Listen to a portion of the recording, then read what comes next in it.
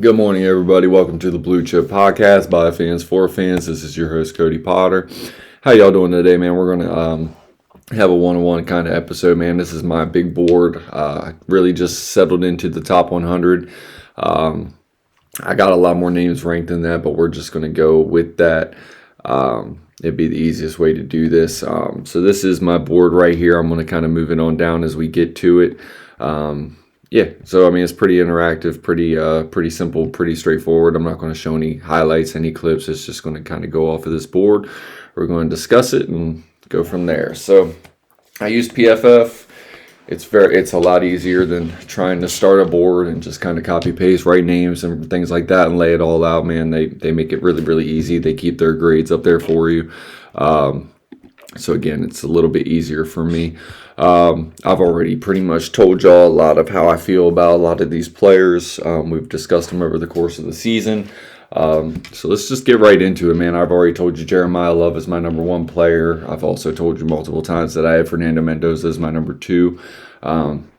We've discussed Jeremiah Love, the positional value, whatever. I still think he is the best player. People can talk about the tape. They can talk about, the level of competition that Notre Dame is going up against, regularly. It's the contact balance. It's the ability as a pass catcher. It's the height, weight, speed. It's everything. It's the vision. It's the agility, spin moves. It's how he sets the blocks up. I mean, he has patience as a runner. I mean, he's truly dynamic. I think he is the number one player in this draft. I mean, he has a chance to be, if healthy, all the things that he says he wants to be. He says he wants to be a Hall of Fame player. He says that's his goal. I mean, I would assume that's most people's goal. But I think he does have a real skill set to get there. I do have a true blue grade on Jeremiah Love. I have him up there. Fernando Mendoza, the arm strength. He had his pro day yesterday. It's everything you want from the quarterback position. I've mentioned it multiple times. And then number 3, I have David Bailey, the edge from Texas Tech. It is the step for me. It is what he was able to demonstrate this season, impacting the run game a little bit more than what he always has on his way to the passer.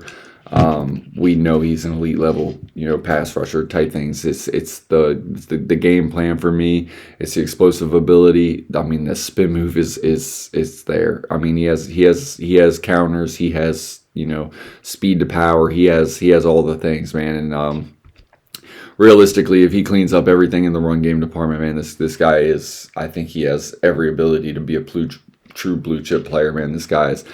He bats down passes at the line of scrimmage. I mean, if he doesn't get there, he's just relentless, man. This guy when healthy is truly special, and we've seen him stay healthy at Texas Tech. We're gonna get to see this guy in the NFL. He's going to be a very early pick in this NFL draft. And then to Sonny Styles was my number 4. I think it's pretty self-explanatory. I mean, Sonny Styles had really good tape as a safety, moved into the linebacker position, really, played really well in his second year there, won a national title from the linebacker position, calling the green dot, calling the plays, doing all those things, even pushed it even further this past year. I mean, I expect this guy to be a captain for whatever team he's on moving forward, 10 years plus. I mean, he's that type of ability. Caleb Downs, we've talked about Caleb Downs a lot, man. And for whatever anybody wants to say, like I said, I've brought up the height, I've brought up the speed, I've brought up the size and everything like that. I've brought up all the concerns that you could possibly have with Caleb Downs. I'm just going to tell you, Caleb Downs is number 5 for me for a reason. He's all those things. I'm not, I bring up all those things because I'm being honest about the takes on the scouting department, from a scouting perspective. But again, tape is king for me. And Caleb Downs from Alabama to, Ohio State University, man. He's that dude. There's no concern with me on tape for this guy. They could talk about the degenerative knee. That story didn't last long. In fact, it came out way too early for it to even be coming out of the combine. I've never seen a story come out about a medical,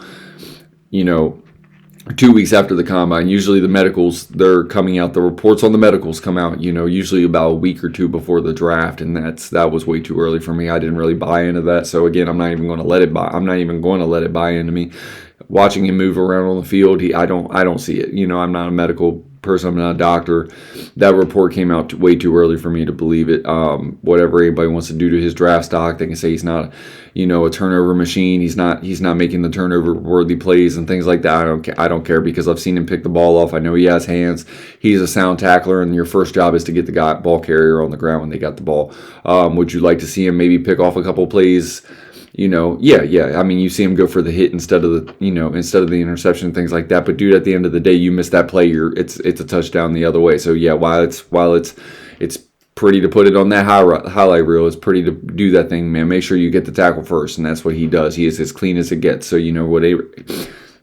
knock it if you want, but you need guys that don't miss tackles, man. We're in a league where everybody's trying to punch the ball out, everybody's trying to be Patrick Tillman, everybody wants to be Deion Sanders, man. This dude is just everything you want on the back end, man. The back end is the last line of defense, man. And if he's there and he's making the play, man, I don't care. He's as clean as you want, man.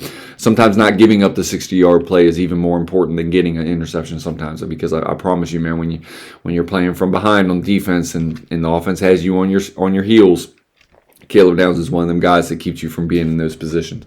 Ruben Bain Jr., we all know how I feel about Ruben Bain Jr., the arm length, everything like that. I've told you multiple times.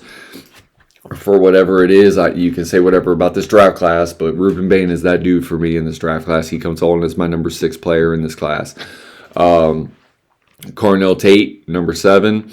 I like Cornell Tate. I really do. I told you that my favorite wide receiver is actually the one that's graded down here, number 15. But Cornell Tate, the height, weight, speed, I think he has everything, every trait, every ability to progress to be an elite wide receiver in the NFL. Is he coming out with all those traits? No. I mean, I need to see some physical contact, catching ability over the middle. I know what he is outside of the hashes. I know how crisp his routes are. I know that he plays faster than his run time. So again, the run time never really mattered to me because a lot of wide receivers aren't running as fast as they can to set in and out, before their cuts and things like that. And then they turn the jets on after the cut or after they get the ball. Sometimes you don't just run a 9 down the field as fast as you can. Some guys do, some guys don't. Cornell Tate really, really knows how to, use his speed in different variants at different times of the route, different progression part of the route. I love Cornell Tate. He's clean, man. He's above his years in the route running department and things like that. I like Cornell Tate. I don't know where he's going to go.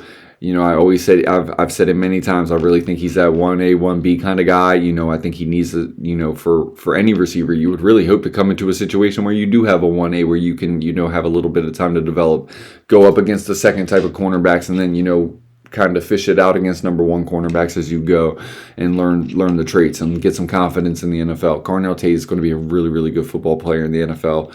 I think he probably gets drafted a little bit even higher than I think his grade is on here. Francis Mauigoa, the Miami University offensive tackle, everything you want, man. He does have the arm length to match it up, height, weight. I mean, this dude is a road grader. I mean, just road grader, and he is not just a road grader where he does not pass block. This guy can pass block. I've watched this guy at Miami U for 3 years. This guy is absolute stud, man. Absolute stud from the offensive tackle position. Arvell Reese, probably going to be the ranking that I get the most, hacked about. I've told you guys time and time again. Arvell Reese doesn't grade as a blue for me. Not because I don't see the blue level skill set, man. I mean, you're 6'6", 245 pounds. You're probably going to, play the majority of his career at about 250, 255. He even said it. I mean, dude, he even said it. He needs to learn how to be a pass rusher and really, really learn how to refine those assets of his game. Trust me, this is not a knock on Arvell Reese. It's 1 year of production for me.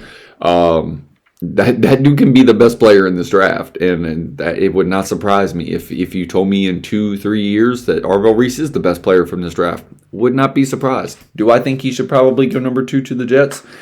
Other than it being the Jets, yeah, I would. Arvell Reese is that dude. He is everything you want. If you're banking on the traits. There is not a player better in this class. There is not a guy that you're going to fall in love with more than Arvell Reese if you're banking on the traits. I mean, you could say Sonny Styles, but Sonny Styles is a true inside linebacker. He can mix it up. He can get after the passer and things like that too. But it's a different thing from playing on the edge and getting after the passer. Man, Arvell Reese is a outside off ball linebacker. 3-4 defense, I think, is ideal for this guy. Arvell Reese is an absolute stud, man. This is not a knock by any means for me putting him in 9. It is the 1 year production for me. I am giving him his flowers. It would never be a surprise. I don't want to hear it 3 years down the road if you had Arvell Reese at 9. Well, you know what? That's what I had him at that time. It doesn't mean he can't be number 1. It just is what it is for me, man. I value tape. I mean, how can I give Sonny Styles, who I've watched for 3 years, just be really, really amazing? Caleb Downs, who I've watched for 3 years, be really, really amazing. How can I grade him over that guy? I cannot do it, man. I have 3 years of notes on these guys. Plus, I got their high school notes and things like that. Like, I cannot grade a player who got to start this past year and really, really made the most of it. I see the tools. I see the toolbox. Everybody knows about Arvell Reese's toolbox. So again, it's just for me. I mean, in fact, having him number 9, I think is right where it needs to be for him. And it is not a slight. If you were number 9 in any draft, when there's 450, 500, and 600 players you have notes on, between players that could have came out, could have declared, that didn't declare, that are, noted for next year. Trust me, dude, Arvell Reese at number 9 is not a slight for him by any mean. Mansour Delane, we have talked about this guy a lot recently because of the visit. We've talked about this guy recently because of the time, the pro day time.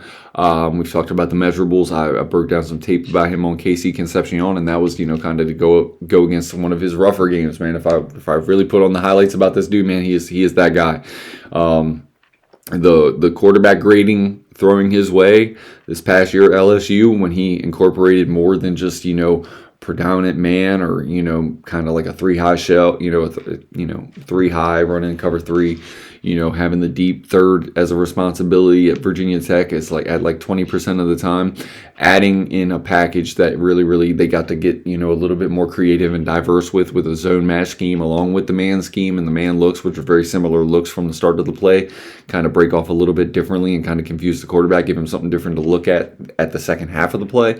Once the ball's been snapped, it really translated the game for Mansour Delane, and I think he improved all the skill sets that I needed to see from him in man. And trust me, he's grading out in the top 10 for me for a reason.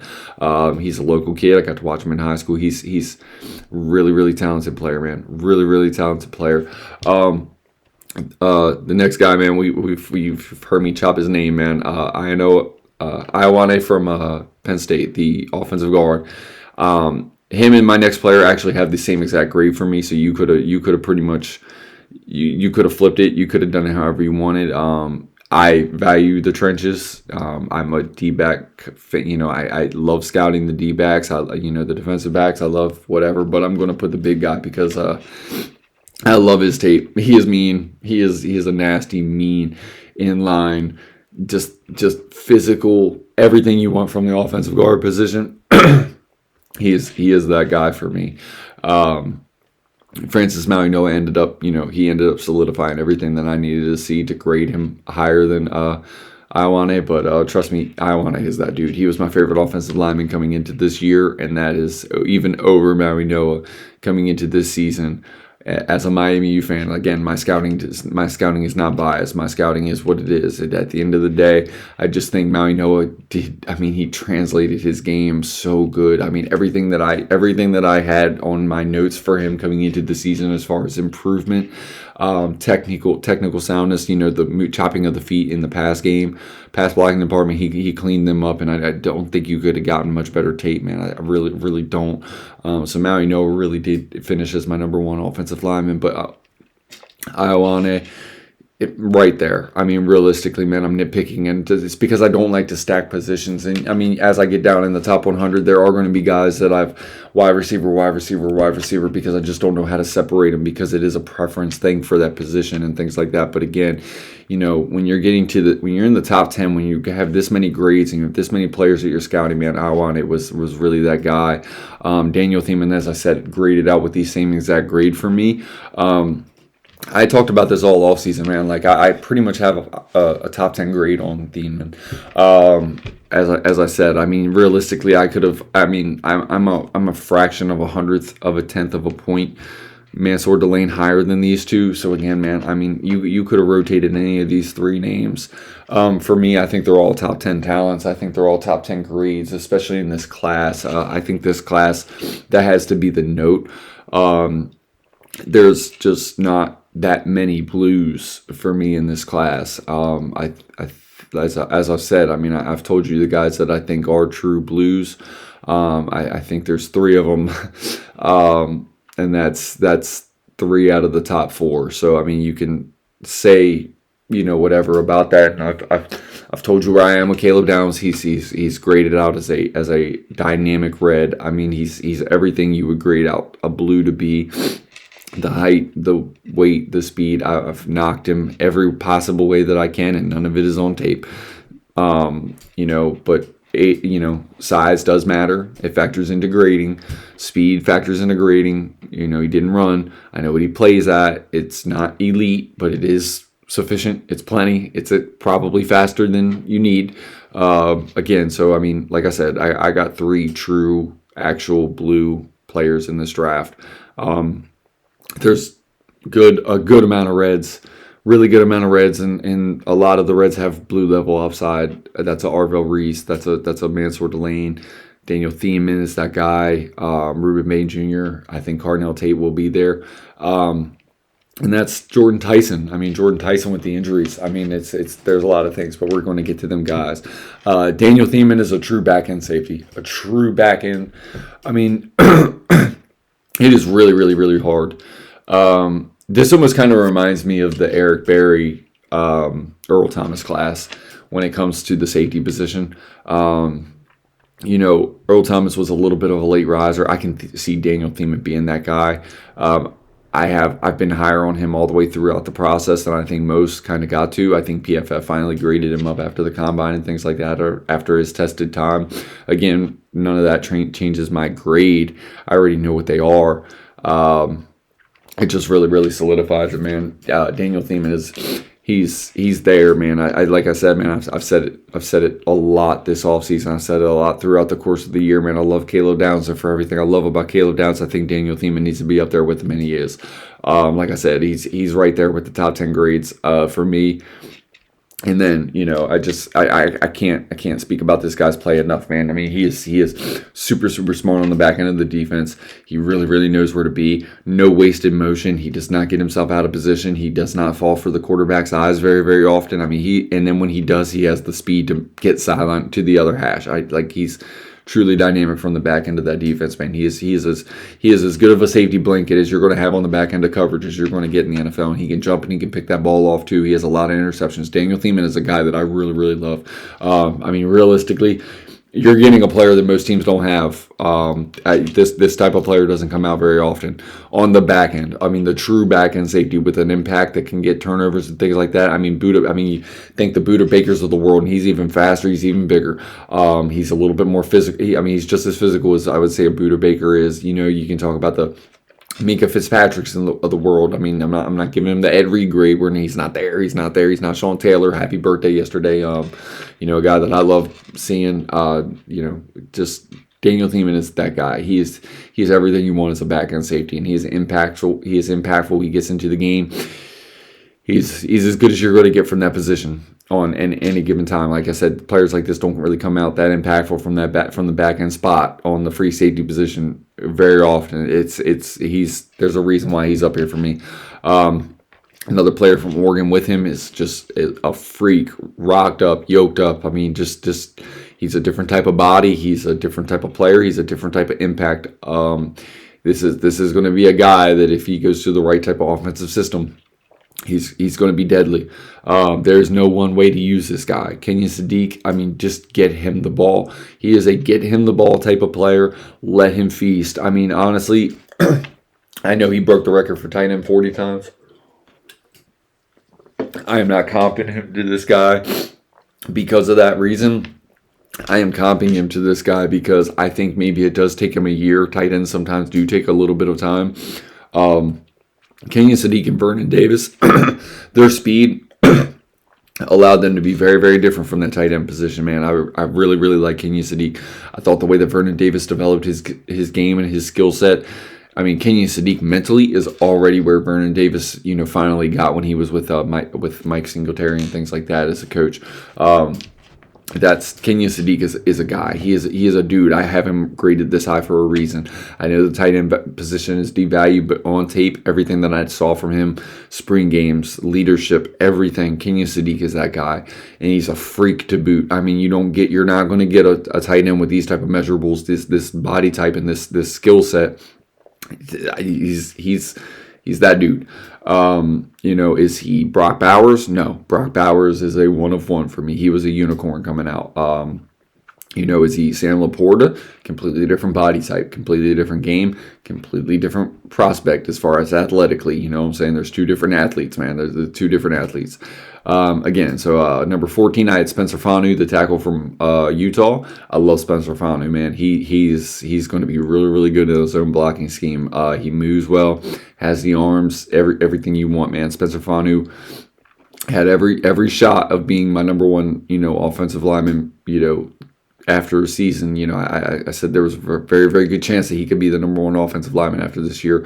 The fact that he's the third, there's no knocking that, man. He's grading up with Ioane and Francis Mauigoa for a reason. He really, really, really, really good football player. It's about scheme preference and things like that as far as where he will go, where he will get picked. Love Spencer Fanu, the player. Omar Cooper Jr., this is probably the highest you're going to see him on any board. I love him. I value the skill set. He has... people talk about, is he Debo? Is he this? They try to find a comp for him because he can run after the catch. I think this guy is a full arsenal wide receiver. I think he can improve a little bit of the route game, but I think he has more speed than what he timed at. He plays with more speed than what he timed at.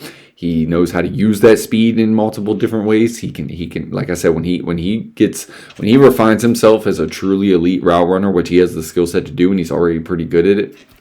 But he shadows well, man. He does shadow and do those things where he finds green grass and things like that, like the Deebo Samuels, like those slot guys, like those guys that they find that spot in the zone and then they attack you after and when the ball's in their hand, absolute force. I mean, you can say almost everything that I can say about Omar Cooper Jr. I'm going to say about this next player.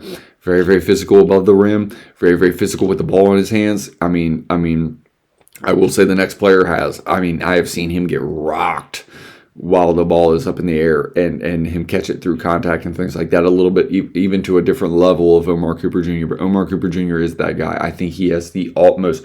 I love this guy for a reason. The best, I think, all-around collection of skills, size, burst, jumping ability, vertical threat. I mean, catch rate. I mean, he can do it all. He can do it all.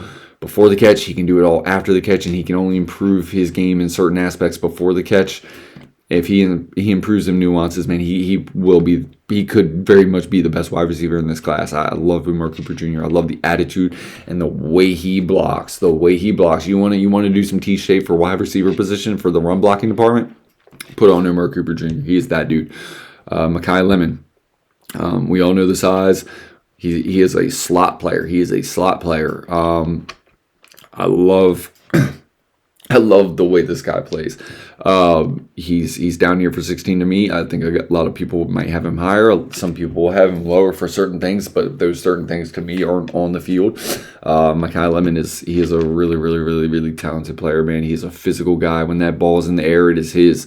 We're gonna talk about separation things in the NFL. We're gonna talk about certain things, but for everything this guy did, Mekhi Lemon probably had the worst quarterback play of a lot of these guys on this list, including the guy that's coming up after him, the guy that went before him, Carnell Tate. I think Mekhi Lemon had the worst consistency from the quarterback position and still very, very much thrive. Very, very much made the plays from the quarterback position, made the quarterback look good and a lot of things like that. Mekhi Lemon is a stud. He wouldn't be the guy that I would pick for my team for what we have on our roster for what I think we need moving forward. That is a preference thing. It is stylistically is what we have on the roster. It has nothing to do with him. I love Mekhi Lemon. I think he's going to be a dog somewhere. It's not a knock. It's just he is grading out where he is grading out for me on my team. We saw it last year with Debo. When Terry went down, we didn't have anybody to replace what Terry gives you. This year we did bring Naomi Brown, who has a little bit of the speed element and things like that. But again, I think we need more of what Terry offers away across from Terry. I think we have some guys that we can get by with at the slot position. So again, for what we need, wouldn't be the guy. Not to say he's not the guy. He is. So that moves me to Denzel Boston at number 17, a wide receiver that I really, really like. I think the quarterback that they have there at Washington next year, if he can continue to ascend without Denzel Boston, man, it's only going to solidify his draft stock, man. That quarterback Williams is an absolute stud for the Washington Huskies. Denzel Boston was an absolute quarterback's dream.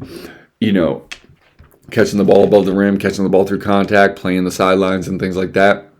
A little bit of build-up speed. I think he has more speed than what he timed, and he's a really, really, really good player. Very, very physical player above the rim. And this player right here, I've not talked about a lot. 2024 tape is amazing. 4 interceptions, just absolute magnet in coverage. Absolute magnet in coverage from Tennessee. Jermon McCoy did not play at all this year. Tore his ACL late. Everybody knows the story. Everybody knows what he also did at his pro day. Jermon McCoy is a really, really, really good player. I don't think you can draft this guy in the top 10. He had top 10 tape in 2024. In fact, he's probably got the best tape individually for 1 year of any cornerback in this class. So, realistically, how much do you value that? How much does it mean to you? Everybody's got their own thing. I put Jermon McCoy as high as I could possibly put him off of that 2024 tape, being he did not play in 2025. That is as far as I can knock him down, but it's as high as I can put him. And realistically, if this was any other year with a normal probably amount of blue chip level players, he's probably down in the mid to late 20s for me. If this was a normal class with the pedigree at positions that are really, really, really pivotal as far as how the top players are grading out, for the top 15 and things like that. As far as more edges, quarterback, a little bit more plus level to the wide receivers, more like what we're going to have next year with Cam Coleman, Jeremiah Smith, and guys like that, Ryan Williams, and the Clemson wide receiver and other guys that I'm really, really super high on. C.J. Allen. There's some deficiencies in the coverage game for me. I think he has every ability to clean it up because he has very good reps in the coverage game for me in certain parts of his tape for certain games that I watched. Then there's other games where he has the lapses and things like that. So there's some development trait that needs to come into it. If he improves as a coverage linebacker, this guy has every skill set to be a top 5 player at the position. The closing speed, the sideline to sideline, the physical nature that he plays the game with. C.J. Allen is a absolute stud. Nothing to take away from C.J. Allen. This guy can be a really, really good player. I'm just kind of scrolling this down to bring up some more of the names so you guys can kind of get ahead of me and things like that I talk about it, because eventually I'm probably not going to mention every player as we start to get a little bit farther into this. I'm going to try and make up some time because I've talked about a lot of these players a lot. Jordan Tyson comes into that. We've talked about Jordan Tyson. This is as low as I can put him. Injuries makes it as high as I can put him. And when I say as low as I can put him, it's really, really hard with the route running, the route tree, the nuances of his routes. You want to talk about setting a guy up, running 3/4 speed into full speed out of a break, or you want to talk about in and outs and just being cutting at the same spot every time. Just routing guys up. This is as absolutely low as I can put Jordan Tyson, but with the injuries, it is absolutely as high as I can put Jordan Tyson, man. Because injuries matter to me. Injuries very much matter to me in my scout tape. I can't tell you how many times I went into a week, highlighting Jordan Tyson. Yes, I'm going to Jordan Tyson against this cornerback, man. I'm so ready to see this matchup, and then Jordan Tyson's injured. That matters to me. That as a fan, as a scout, you miss that matchup, and it really, really sucks, man. Because honestly, there's 3 games that I really, really, really wanted to see this guy go up against the premier level cornerbacks that were either coming out next year, or came out last year, or came out this year. and he wasn't available. And honestly, if he played them games, I get it. He's hurt. It's football, dude. We all know the injuries, man. But if he had gone up against those matchups and had won those matchups, man, we're talking. I mean, he's every bit of the top five, and we know he's got the top five skill set. It's the dude's got blue level upside, man. He could be one of the premier wide receivers in this league if healthy. We know that. It's not a basis there. We all know what Jordan Tyson is. Akeem Mesidor, man, a guy that I absolutely love. Older prospect. You can see right here, 24 and some change. I mean, he's going to be 25 this year. Took him a little bit of time. A player that came out of Canada. Really happy to watch this guy as a Miami Hurricanes fan, man. A guy that I have not talked about. We have talked about Mesidor, so I'm going to move on. Emmanuel McNeil Warren. This dude is rangy. This dude is big. This is your guy. I mean, if you want every trait from the back end of your defense, man, and you want a guy that can play over the top, play deep, and give you that physical nature, I mean, he's a much faster player than Cam Chancellor was. But if you're looking for that type of range, that type of playmaking ability, the hit power, the things like that, I think he needs to clean it up technically from his tackling perspective, because he's always going for the head hunt. Again, there's a team that is going to love this guy. I mean, the forced fumbles, the interceptions, the range, and then the hitting. I mean, there's going to be a team that loves him. The technical aspects of the game, if he cleaned them up, he'd be a top 10 player for me, no doubt. I mean, he's really good. He's really good. You want to watch some good tape? Go watch yourself some Emmanuel McNeil Warren, man. This dude he's flying around, man. Just he is an enforcer on the back end with range, and he gets turnovers. He knows how to play it. He has the perfect blend of all of it. A very fun player to watch. You're going to watch him step up a little level in competition, but I've seen guys from Toledo do it, and he's the next one.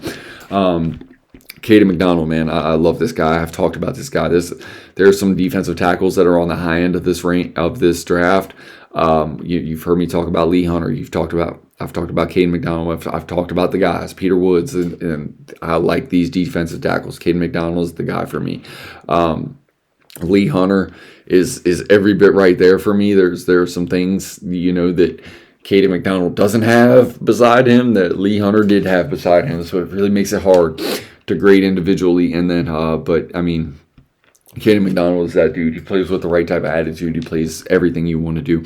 Monroe Freeling, this is as high as I can physically put him. And it was really as low as I could put him with the testing numbers and everything like that. He is a young player. But the height, weight, speed, I think about zone blocking, I value the zone blocking. This guy has every ability to play the zone blocking scheme. He has every ability to play in, a one gap power man. He has that ability too. I think the best usage for him is the zone blocking scheme, and I love zone blockers. So again, Monroe Freeling, I think there's some technical things. If he cleans them things up, we've heard about him with the traits and the things like that. We've heard about him getting mocked in the top 6 and things like that. I mean, there's a reason why. It's the tape for me, the collection of tape. I could not grade him higher. I see the traits. I know he's got every skill set. That's where Monroe Freeling is for me. That's as high as I can put him. I know what he athletically is, and I've seen him win the reps to give him this type of grade. It's the collection of tape for me. He has improved. It's the things like that. But again, I can't grade him higher than that because I do value the tape. The tape is king for me. Avion Terrell, turnover machine. Forced fumbles, interceptions. I mean, we're talking about a guy that if Clemson had the year that they were supposed to have, Avion Terrell's a top 5 pick. I mean, he's a really good corner. Plays a lot more physical than 180 pounds. I think he could actually put on a little bit of size and not lose as much of the speed. He's very fluid, very clean. Good hips, great feet, good eyes. I mean, real good nature for the ball. I mean, honestly, there's a cluster of corners in this 180 pound range. God, man, if some of these guys were just a little bit bigger, man, I mean, they'd be elite level prospects. I mean, I'm talking Avion Terrell, Pons, Rivers. I mean, they're feisty, man. They're feisty cornerbacks, man. And this guy is a turnover waiting to happen in both aspects, whether it's the run game, the pass game. I mean, he forces fumbles. He throws his shoulder in there, man. He's in there to tackle. I do not like corners that cannot tackle. He is much more physical than his brother was coming out of college. Casey Concepcion.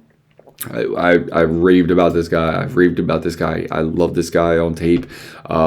He has to make the consistent catches and things like that, but he is number 26 for me. I've talked about him. Blake Miller is a tackle that I have not talked about for Clemson. I'm going to continue to do so. I think he's just steady Eddie. I thought his tape has been very, very steady for multiple years in college. I think I think he's a guy that has a little bit of a blend of both. I don't know if he's going to be a great zone blocker. I don't know if he's going to be a great man blocker, but I think you know what you're going to get from this guy every day, every Sunday. I think this guy's going to show up. He's going to be a really, really good player on a team in this draft class with the length for the tackles and things like that. There's a skill set for this guy. Has he peaked? I don't care. He's a guy that is going to come in. He's going to be a really, really good offensive lineman for a team for 10 years, and they're not going to look back. They're not going to need to upgrade. They're not going to, you're not downgrading with this type of selection, man. This is a guy technically that is very, very sound, very, very good. I mean, just steady Eddie on tape for me. I really like this player. Cassius Al, we've talked about the arms. That first step get off is elite. It's truly special. Plays with an attitude. I mean, it took him a little longer. We know the age and we know the things like that. Cassius Howell if you watch Texas A&M at all this past year, Cassius Howell is that dude. Caden Proctor, really, really hard player to grade. He is an athletic freak. The size, the height, the movement skills. I mean, I wanted to see better tape. This is as low as I could put him. There's things for him with me. Honestly, I would put this next player over him. Caden Proctor has the toolbox, and he does have good tape. His tape is not as good as he is. I couldn't put him any lower. I wanted to put him higher. I mean, Caden Proctor is a guy that I love. I love the skill set.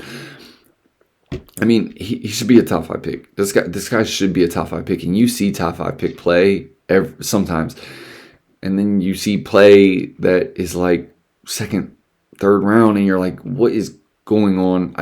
The discrepancy, I don't really know what it is. This is as low as I can put him. This is as high as I can put him. I want to put him so much higher because he is an athletic freak.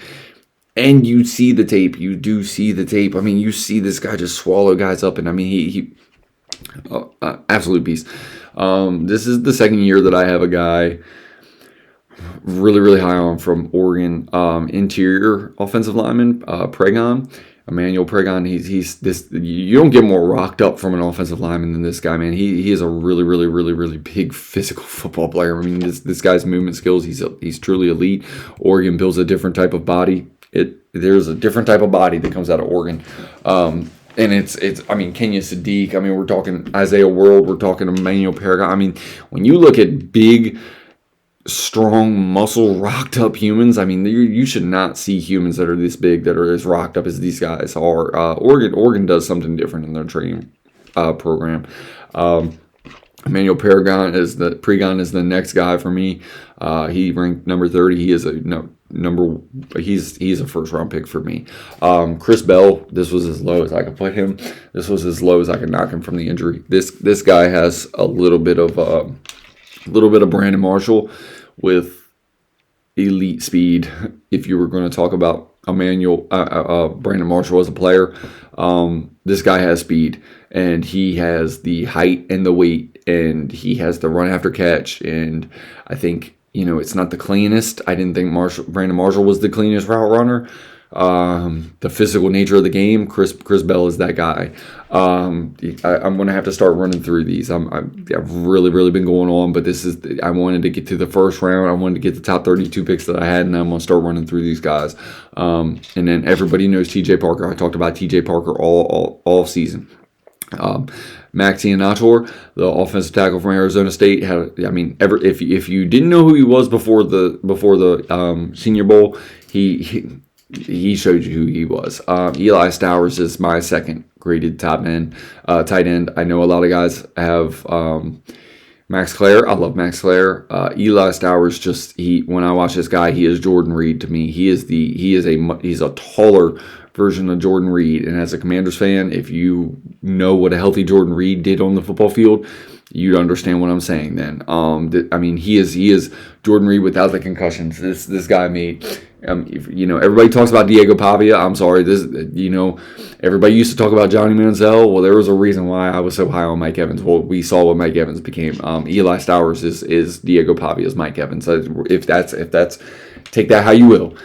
He is not Mike Evans, the prospect at wide receiver, but he's that dude.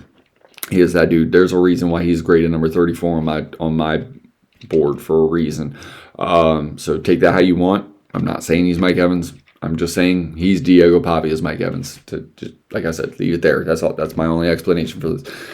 D'Angelo Ponce, I talked about him already when I talked about Avion Terrell. Him and other guy that you're going to see later on this list. Absolute stud. This dude is a magnet. He is a magnet in coverage. The movement skills, he plays outside the boundary. I think he's going to play inside in the NFL. There's going to be a little bit of development that goes into that, but he's a really, really, really good player. Brandon Cisse, I graded very, very similarly. Completely two different players. He is an outside physical dog. Brandon Cisse is a guy that I really, really, really, really love. He's a physical, just get in your face. He cleans up the hand usage. He's going to be a dominant. Think about the J.C. Horn man coverage ability, physical, in your face. He's that type of corner. He is that type of corner, and not because they came from the same school. He is that type of corner. There's a reason South Carolina puts them type of corners out. That's because that is their scheme. That is what they do. Physical, in your face, man coverage ability. Has the ability to play off zone. You've seen it from him. He does do that well. Caleb Banks. There's some injury concerns. I put him just ahead of Peter Wood because of the athletic. Because of what I've seen. I've seen the highest end tape from Caleb Banks. Peter Wood, I know the traits. I see the traits. Caleb Banks, I've seen him put that physical trait on tape more often than I've seen Peter Woods. I think Peter Woods was a very steady.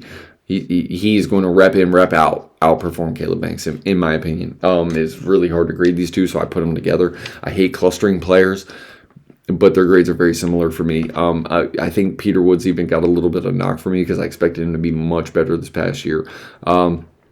And we haven't seen Caleb Banks, so really I probably should have turned that around. Colton Hood is a corner that is very, very much worthy of a first round pick.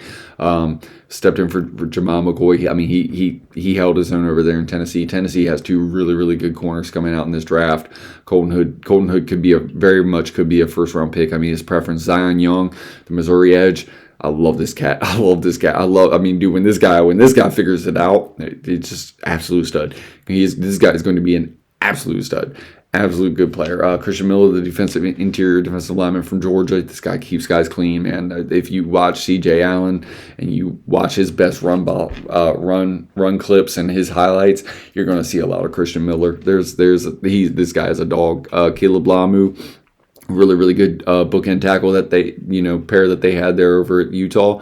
Is he going to be a guard? I don't know. He has good enough feet to play on the outside and things like that. And one of my favorite players in the draft is Lee Hunter. I love Lee Hunter. I felt like I would have been basically being biased because of how good the Texas Tech defensive line and just the collection of defense was. I felt like I was going to be being a little bit more biased if I put him ahead of the Peter Woods and the Caleb Bankses, who have, I think, done it with a little bit less than David Bailey. I love TJ Parker. I love a lot of guys on that Clemson defense. None of them guys are David Bailey to me. None of them guys. I love Romello Height. Lee Hunter, Jacob Rodriguez is the next player. There's dudes on that defense. There's dudes on that defense, man. I felt like I would have been really, really biased if I put Lee Hunter higher. I love Lee Hunter's tape. Would I pick Lee Hunter over the three defensive tackles I put for him? Yes. There's no question. So whatever you take away from that, take that away from it. But I love Lee Hunter. The consistency year over year tape, I didn't feel like it would be fair if I put Lee Hunter over two guys from the SEC that I've really seen, the SEC and the ACC that I've seen stack it up and do it in some of the biggest games too. I felt, I felt like Peter Wood's 3-4 year body of work, Caleb Banks's body of work. I felt like they earned it.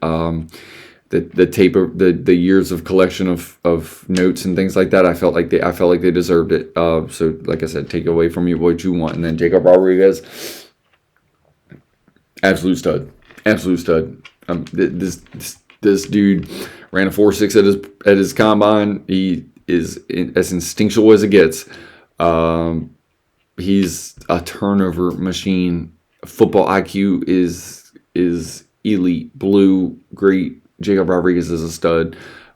This was as absolute low as I could put him. Chris Johnson, the cornerback from San Diego State. A lot of people don't watch San Diego State. If you want to do yourself a favor, man, go watch some Chris Johnson tape, man. This dude is an absolute beast, man. Absolutely fluid corner. Really, really talented player. Chris Johnson's an absolute stud football player. Then Robert Mason Thomas. This is a guy. This is a guy that in the right situation in the NFL, he's going to be a steal. He is going to be a steal. First step, bend, he was the best player on that Oklahoma defense last year for me. And if you watched Oklahoma's defense get after it, last year, that's saying something. This dude's a stud. In fact, I probably have him a little bit too low. But it's the years. I value years. I value tape. There's a reason why everybody is where they are. 3 years of really, really, really good notes for me and improvement from year to year to year. There's a reason why my order is the way that it is. Chris Basantes, this really, really, really good player in his own right. Offensive guard. I think he's there. A player that I really, really like, really like is Treylon Stukes. This guy's long. This guy is a really talented player.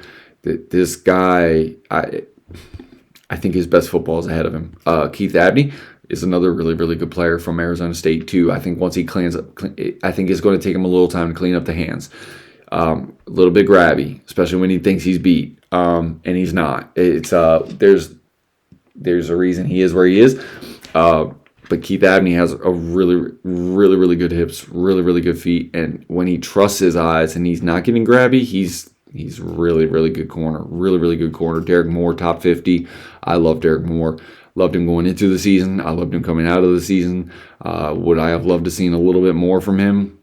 Yeah, because I think there's a lot more to him. But Senior Bowl solidified it. Michigan had a year. It is what it is. Chandler Rivers is an absolute dude. He is a dude that I really, really love. And I've talked about Chandler Rivers and the Isaiah Pons and all these guys. There's a reason. These guys are really, really feisty football players. Come on. Okay, and then AJ Halsey. LSU safety. I love this guy. I'm probably a little bit higher on him than most. This is a really,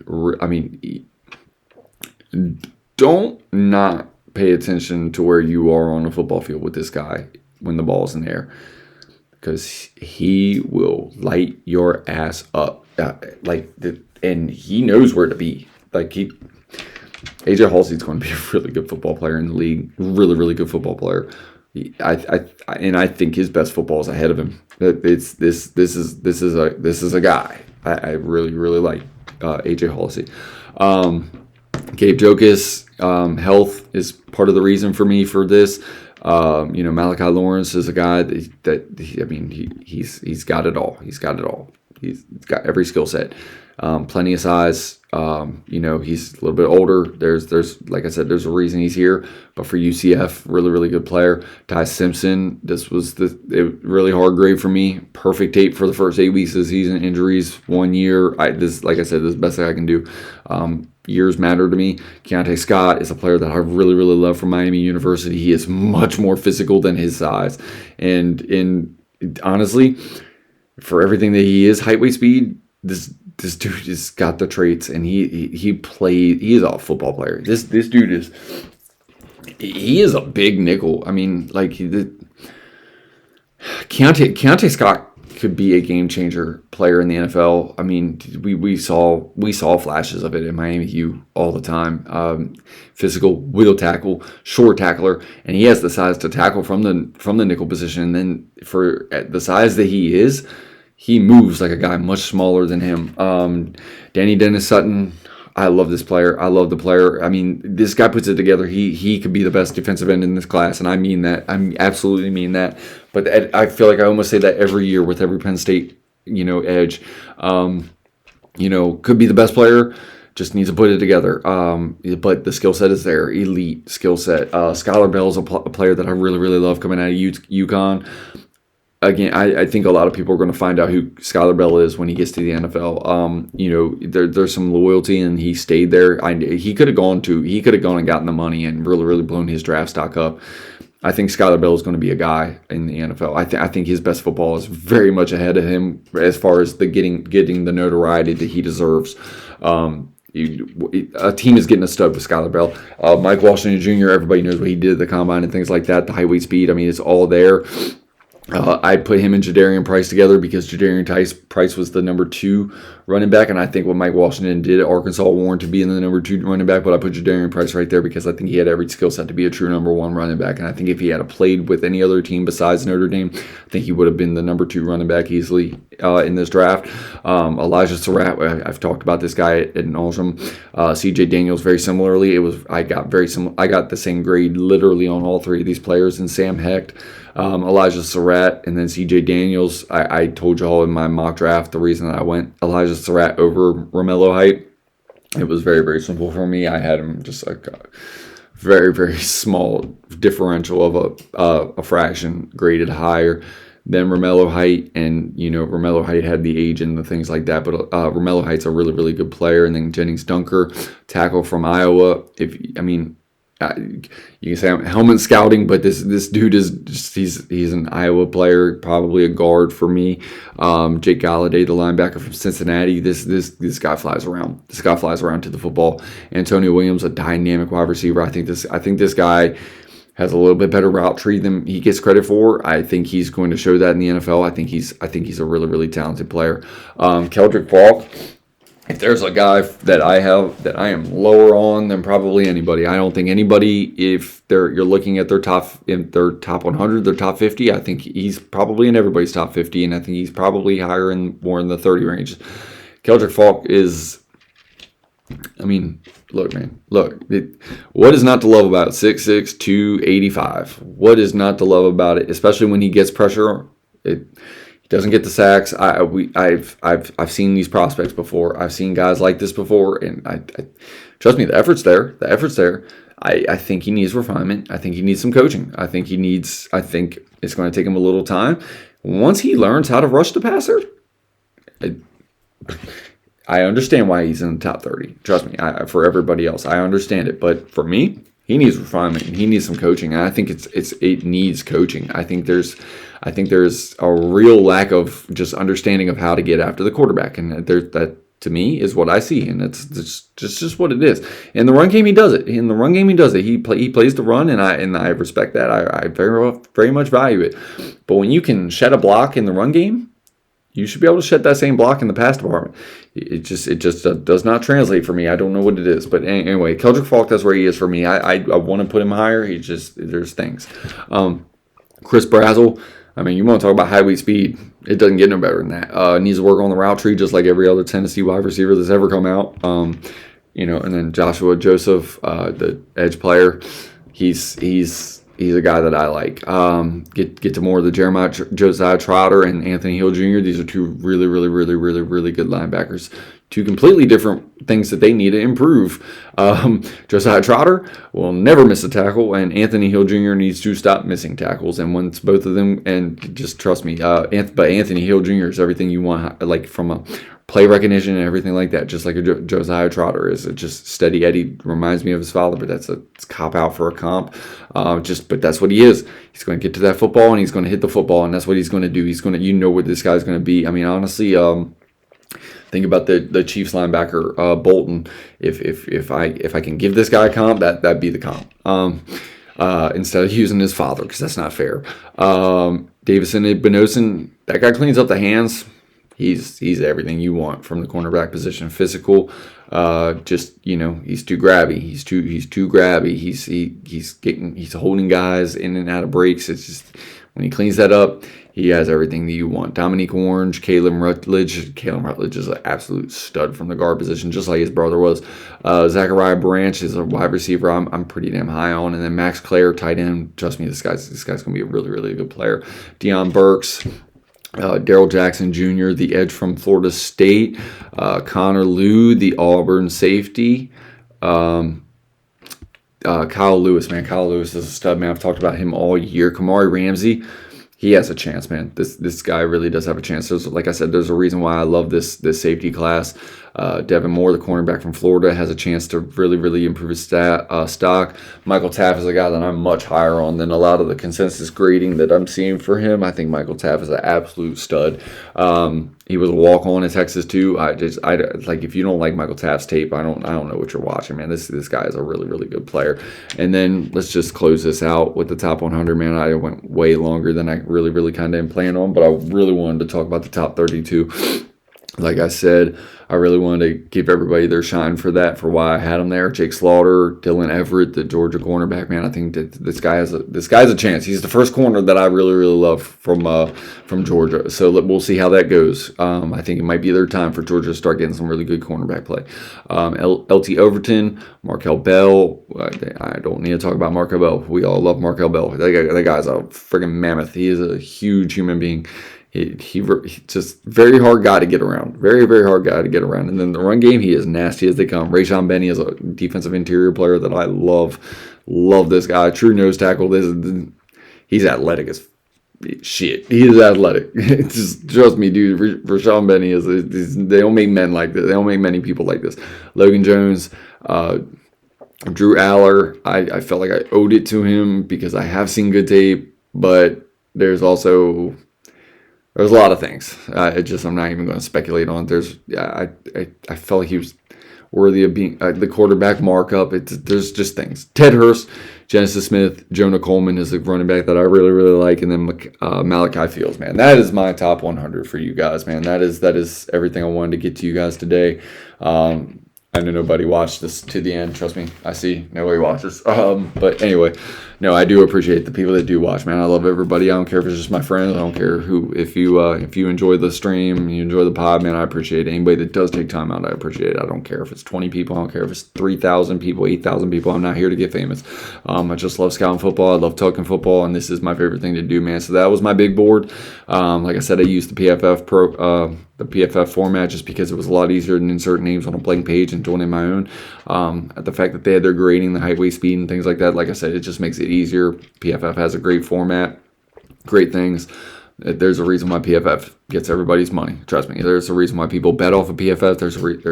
PFF is just they have everything you'd want from a football standpoint. So again, thank you guys. I really appreciate you guys tuning in, man. Have a blessed finish to the week and everything like that, man. Like I said, man, stay safe, and like I said, from the bottom of my heart, I appreciate you guys checking in the pod, man. Have a blessed one.